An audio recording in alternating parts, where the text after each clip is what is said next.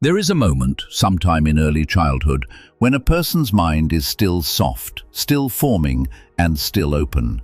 And in that moment, before you can even spell your own name, someone else is already writing their script inside your own head.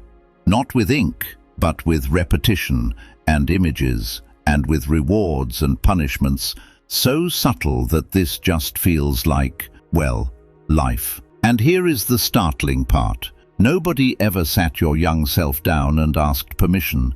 Nobody said, "Hey, we're about to shape your entire understanding of truth, value, and reality.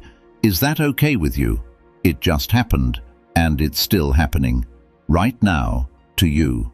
If you've ever felt like an outsider in your own life, like some others got a manual you never received, like you're constantly performing a version of normal that never quite fits, then stay with this video.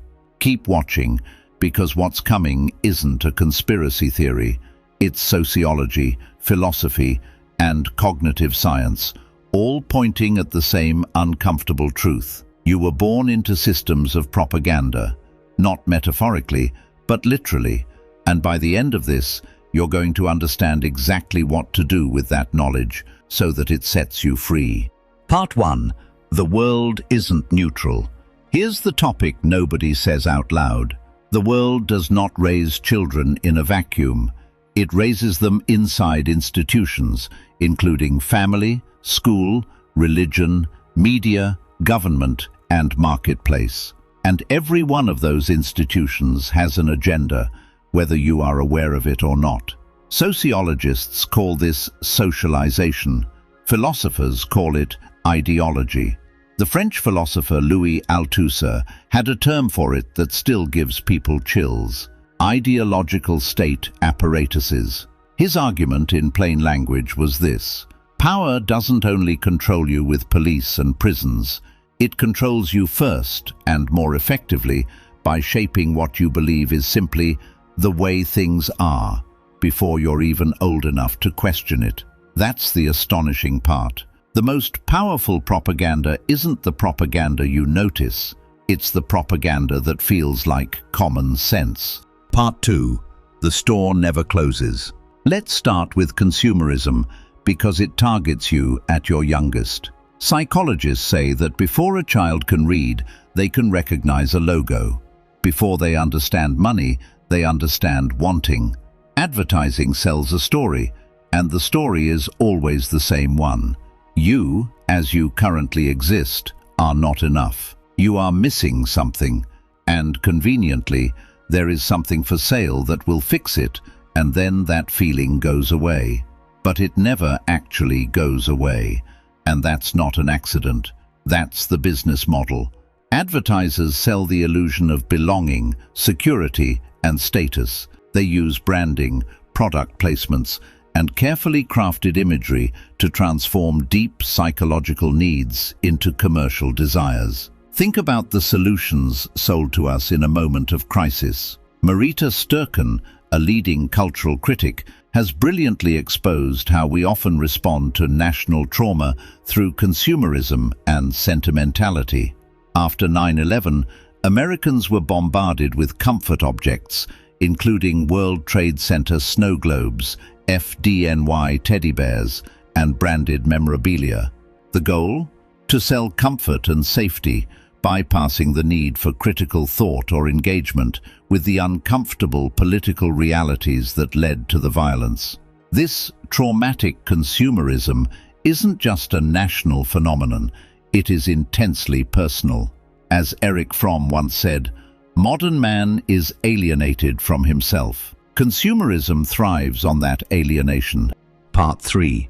Origin of the distorted self. To understand the scope of this dilemma, consider a striking piece of history from the early 20th century.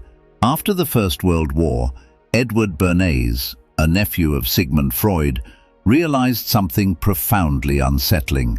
If elite institutions could use psychological manipulation to motivate young men to march into war, those same psychological triggers could be used in peacetime to control what people bought, believed, and desired. Bernays essentially invented modern public relations by taking his uncle's theories on the human subconscious, specifically our deepest fears, repressions, and desires for belonging, and he weaponized them for commercial and political gain. He famously staged a publicity event at a parade, Easter Sunday, March 31st, 1929, in New York City, where women marched while smoking Lucky Strike cigarettes, branding the habit as torches of freedom. He did not sell tobacco. He sold the psychological illusion of liberation to women who felt oppressed, and the sales of Lucky Strikes skyrocketed. This historical moment marked a profound shift in how society operated. It was no longer about fulfilling natural human needs. It was about manipulating desires. Sociologist Theodor Adorno noticed this exact shift when he wrote about the culture industry, warning that mass culture acts as a subtle form of social control that lulls individuals into passive conformity, replacing genuine emotional depth and empathy with empty, standardized entertainment. Our propaganda systems fill our emotional voids, telling us who we ought to be, what we ought to buy, and how we ought to feel. The problem is not merely that society lies to us. The problem is that society teaches us to lie to ourselves. Part 4. The flag you never chose. So there's the nation-state wrapping itself around a child's identity before that child has ever left the city they were born in.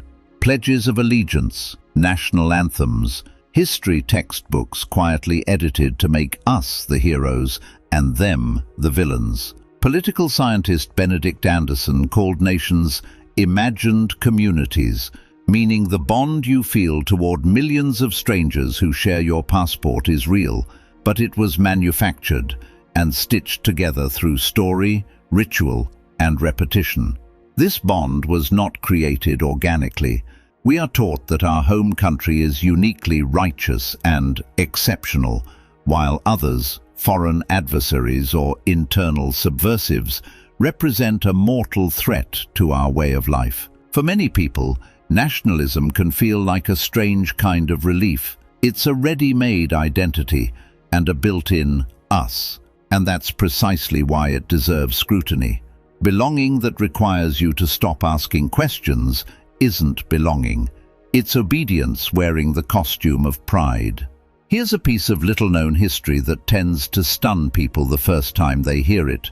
Many national anthems, flags, and ancient traditions people assume are many centuries old were deliberately manufactured within the last 200 years by governments trying to unify and control fractured populations after wars, revolutions, or elections, and to keep power for themselves. Historian Eric Hobsbawm called these invented traditions, which are rituals dressed up as timeless heritage, engineered to manufacture loyalty.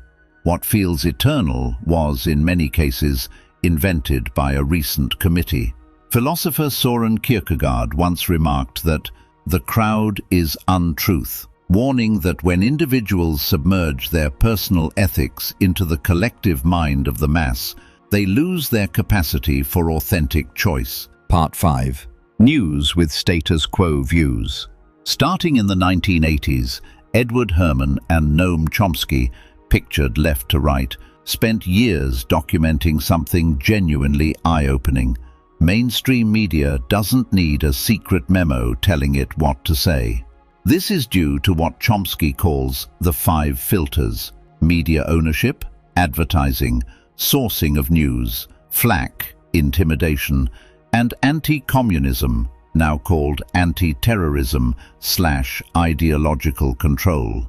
In other words, the corporate media filters itself through who owns it, who advertises on it, who it depends on for access, who is threatening the government hierarchy, and who fears backlash from it. Herman and Chomsky's propaganda model says corporate media works to restrict public debate to viewpoints that don't threaten elite financial or political institutions. The core narrative is that the existing power structure is natural, inevitable, and the only rational option. The French philosopher Jacques Ellul argued that the average citizen is wrapped in a kaleidoscope where thousands of images, without proper evaluation, follow one another. Each image deals with a different subject, but disappears as the next image appears. This creates a false sense of connection and knowledge, while in reality, you are being rendered passive and incapable of proper evaluation. The media becomes the tunnel vision nanny, educating you on what to think and, more importantly, what not to think. The result of this isn't lies exactly, it's offense. It's a quiet border around what counts as serious journalism and what gets dismissed as fringe. And the eerie part? Most journalists inside that fence genuinely believe they are free. That's how well built the fence is. Part 6. Obedience dressed up as virtue. And so, school and religion are the twin institutions that raised most of us to believe that goodness equals compliance. Sit still, raise your hand, follow the rules. Don't question the doctrine or authority figure. A sociologist would call this the hidden curriculum, which is the real lesson beneath the official one, which isn't math or scripture, but hierarchy. Know your place, don't make trouble, trust authority more than your own perceptions. The education system and religious doctrines create emotional memory images, tying your sense of success and self-worth to obedience to authority, climbing established hierarchies, and adhering strictly to rules. Part 7. Living inside the algorithm. This propaganda system is newer and in some ways crueler because it doesn't just shape belief as it hijacks emotion directly. Social media platforms are not neutral town squares. They are engagement machines, and outrage is the most engaging emotion there is. Studies from MIT found that false and inflammatory content spread significantly faster online than calm, accurate content, and not because people are foolish, but because the platforms are engineered to reward the content that keeps you scrolling. If you already carry hard life lessons with a nervous system primed for threat, for vigilance, and for scanning the world for danger, then the algorithm has found the perfect customer. It doesn't create your hypervigilance, it monetizes it.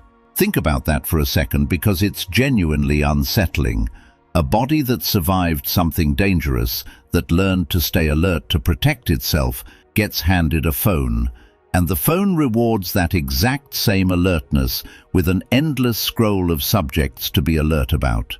The wound and the feed fit together like a key in a lock. That's not a coincidence anyone designed maliciously necessarily, but it's a consequence that someone, somewhere, decided was acceptable collateral damage to exchange for engagement metrics.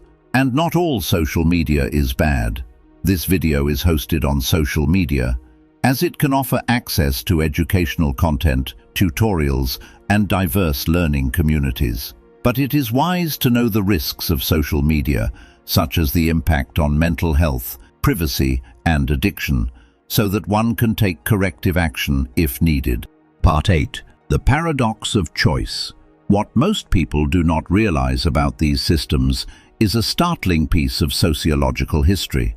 In 1983, sociologist W. Phillips Davison discovered what is known as the third-person effect. This psychological phenomenon reveals that while the vast majority of individuals believe that advertising, propaganda, and bias heavily influence other people, they stubbornly believe that they themselves are immune to it. This blind spot is precisely where propaganda derives its greatest power. When you believe you are completely uninfluenced, then every choice you make, no matter how heavily manipulated, feels like an act of pure free will. Now, it is entirely reasonable to voice an objection here. One might say, isn't some degree of socialization necessary for society to function? If we didn't have rules, shared national stories, or organized education, wouldn't human life collapse into total chaos? That is a fair and important question. Order and shared values are indeed essential for any human community to survive. Propaganda, by contrast, demands that the individual sacrifice their personal truth to maintain the comfort of the status quo. When Jean-Paul Sartre declared that man is condemned to be free, he meant that true freedom is terrifying because it requires us to take absolute responsibility for our own consciousness and choices. Part 9. But isn't this just cynicism? Another fair objection deserves a fair answer here. Some will say, isn't this all just a fancy way of saying everything is fake, the system is rigged, so trust nothing? That's not quite correct, and here's why. Recognizing a system doesn't mean rejecting all connections, all government, all faith, and all community. Jean-Paul Sartre argued that authentic existence isn't found by escaping structure entirely. It's found by choosing consciously instead of drifting unconsciously. The goal is to know what shaped you, and then you decide, with open eyes, what you actually want to keep. Part 10. Why this matters. Here's the profound part, the part worth sitting with. If you grew up in chaos, in unpredictability, in homes where the ground kept shifting under your feet, then these propaganda systems became a substitute foundation. When your family didn't give you a stable identity, then consumerism, nationalism, media, algorithms, and school and religious institutions rushed in to hand you one, pre-packaged and ready to wear. That's not weakness. That's a nervous system doing exactly what nervous systems do, which is reaching for structure wherever it can find it. Marcus Aurelius wrote that the soul becomes dyed with the color of its thoughts. For so many years, people never chose the dye. It was chosen for them by forces with a financial or political stake in which color stuck. When the loudest voices in your head are the echoes of consumerism, nationalism, and media spin, then the most revolutionary act is to begin listening for a quieter voice, your own. Freedom, in its truest sense, is not just a political or economic concept. It is the slow, painful, and wonderful process of becoming who you are. It is the journey of disentangling the truth of your own existence from the narratives you were told. Part 11. What you do with this now. This isn't a call to burn down every institution and live in the wilderness. It's a call to something much harder and much more freeing. Awareness with agency. The next time an ad makes you feel small, notice it, name it, and ask what wound it's actually speaking to.